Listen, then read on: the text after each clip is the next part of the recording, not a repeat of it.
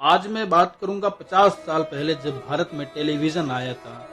Television आते ही सबके दिलों को भा गया। जी हाँ, आज हम उस दौर की बात करेंगे जहां कभी टेलीविजन हर घर में राज किया करता था। तो आइए चलते हैं विचार संज्ञा के माध्यम से चलचित्र की शुरुआती दौर में। जानते हैं दोस्तों टेलीविजन के अतीत के बारे में। आज विज्ञान और तकनीकी ने जमाने को पूरी तरह बदल के रख दिया है। यह बात 50 साल पहले की है, जब किसी ने सोचा भी नहीं था कि एक प्लास्टिक और लकड़ी का डब्बा लोगों की खुशी का राज बन जाए। कितना खुशनुमा पल होगा वो। छोटे से डिब्बे के सामने पूरा परिवार व पूरा मोहल्ला बैठ के चलचित्र व सूचना का आनंद लिया करता था। बहुत ही सुनहरा पल था वो, जिसमें सभी लोग खुशी का आनंद एक साथ लिया करते थे। तो आइए दोस्तों जानते हैं छोटा सा डिब्बा जिसे हम टेलीविजन के नाम से जानते हैं, इसका आविष्कार कैसे हुआ था। जी हाँ, मैं बात कर रहा हूँ वर्ष 1927 में अमेरिका के वैज्ञानिक जॉन लेडी बियर ने टेलीविजन का आविष्कार किया था,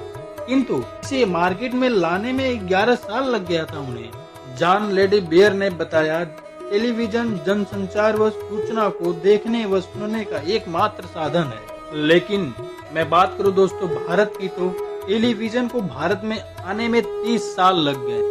भारत में टेलीविजन की शुरुआत 15 सितंबर 1959 को यूनेस्को की एक शैक्षणिक परियोजना के तहत की गई।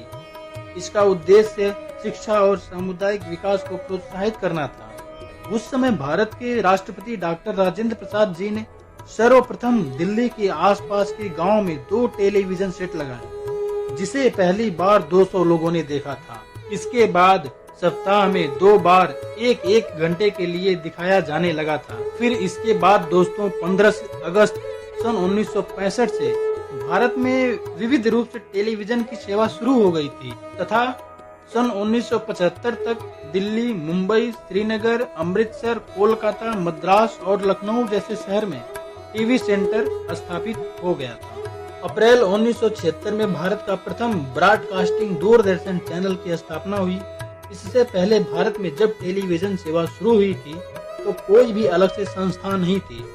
एक संस्था थी जिसे हम ऑल इंडिया रेडियो के नाम से जानते थे और वही कार्यरत थी, और उसी के जरिए टेलीविजन की सेवा का देखरेख किया जाता था। टेलीविजन का पहला प्रसारण ऑल इंडिया रेडियो के माध्यम के द्वारा ही हुआ था। फिर इसके बाद सन 1976 में ही एक अलग से संस्थान स्थापित हुई जो केवल टीवी यानी कि टेलीविजन का प्रसारण का देखरेख किया करती है। वर्ष 1982 में तत्कालीन प्रधानमंत्री श्रीमती इंदिरा गांधी जी का भाषण का प्रसारण रंगीन पर्दे पे किया गया, जिसकी वजह से लोगों के अंदर टेलीविजन की दीवानगी और ही ज्यादा आ गई। उस समय की बात करूँ तो मुंबई जैसे बड़े बड़े शहरों में नियमित रूप से टेलीविजन का प्रसारण होने लगा था। अब टेलीविजन पर देश की कला और संस्कृति से जुड़े कार्यक्रम आते थे, लोगों को दिल को छूने लगे थे। फिर भी वो दौर ऐसा था कि हर घर में टीवी नहीं थी, और जिसके घर में होती भी थी उसकी बात ही अलग होती थी। लोग टेलीविजन को देखने के लिए दूर दूर से दूसरों के घर आया करते थे। उस समय की बात करूँ तो दोस्तों शहरों में लोग सिनेमा के पर्दों पे लोगों को चलते फिरते देखकर हैरान हो जाया करते थे। धीरे धीरे टेलीविजन सभी लोगों के पास हो गया। घर पे लोग एंटीना लगवाना शुरू कर दिया। एंटीना का दिशा बदलना और पूछना आया कि नहीं आया, उसका सुकून ही अलग होता था। पर मैं एक बात मैं बताऊं दोस्तों, टेलीविजन भारत में लोगों को एकजुट करने में बहुत ही मददगार साबित हुआ था, क्योंकि सभी लोग बुनियाद, रामायण, महाभारत, मालगुडी डेज जैसे शो को देखने के लिए एक ही जगह और एक ही टेलीविजन पे देखा करते थे। जी हाँ दोस्तों, मैं बात करूँ तो उस समय आज की तरह काल्पनिक कहानी व घटनाओं पे शो नहीं बनता था, बल्कि समुदाय, स्वास्थ्य, यातायात, सड़क नियम, नागरिक कर्तव्य, अधिकार, संस्कार जैसे विषयों पर कार्यक्रम दिखाए जाते थे। 90 के दशक में भारत में टेलीविजन की दीवानगी और भी ज्यादा बढ़ गई। घर में कुछ हो या ना हो, लेकिन टेलीविजन का होना जरूरी हो गया था। 1991 में टेलीविजन की लोकप्रियता तेजी से बढ़ी और भारत में निजी टेलीविजन चैनल का और विदेशी टेलीविजन चैनल का प्रसारण की अनुमति मिल चुकी थी। फिर उसके बाद कई प्रकार के शो जैसे फिल्में, संगीत, समाचार, धार्मिक धारावाहिक शो दिखाए जाने लगे।